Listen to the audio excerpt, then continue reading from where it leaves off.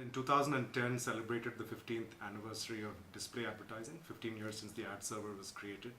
And it's interesting that in 15 years of display advertising, we as an industry still haven't figured out a way to measure digital advertising along the same lines as we measure traditional advertising. For example, representing it in terms of GRPs, reach and frequency.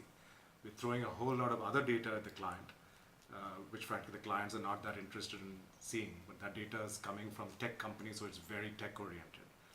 And I think this is potentially the place where agencies like ours or global agencies have sort of missed the bus.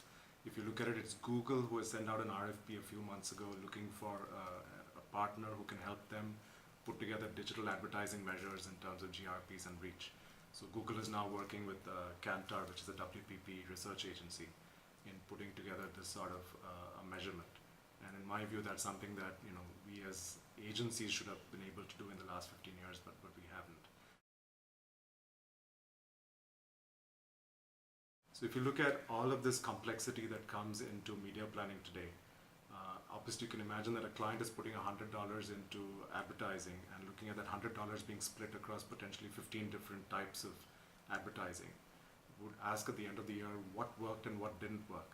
If I want to take $1 away from one type of advertising and put it into something else, what should it be?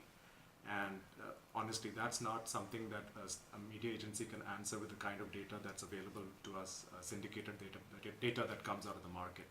For that, you would need to actually build a tool that can model all of those different variables and measure the effectiveness of each of those variables against your desired output. So your desired output is either sales or it's awareness or some other form of brand health. So what we've been doing in the last few years is building those kind of models.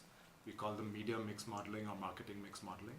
And that looks at all the different inputs that go into your media plan. And it tracks that against the movement of the brand's health. And it does it for your own brand, but it also does it for all of your competitors. So once you have that kind of rich data and the models that are built out of it, you can actually predict looking forward as to if you increase $1 in this area or in that area, how that will impact the outcome, impact your brand health or your brand sales. And I think that is a very, very significant move for a media agency like ours, moving into the area of ROI, effectiveness measurement and accountability. Because today it's too complex for us to be able to do that manually, so you need these kind of complex tools to be able to measure that. You can look at certain types of complex research data that is now becoming available. For example, we have something called encounters, which looks at not just the standard types of media options, but it looks at all possible touch points that a brand can use. And a lot of research today does measure sort of new media touch points and measures it in terms of reach. So what percentage of your audience uses mobile or text messaging or so on and so forth. But what Encounters does is it also looks at it from the perspective of what is the level of influence this media has on you. Do you opt in for this media? Is it permission marketing, or are you exposed to the media because you have no option?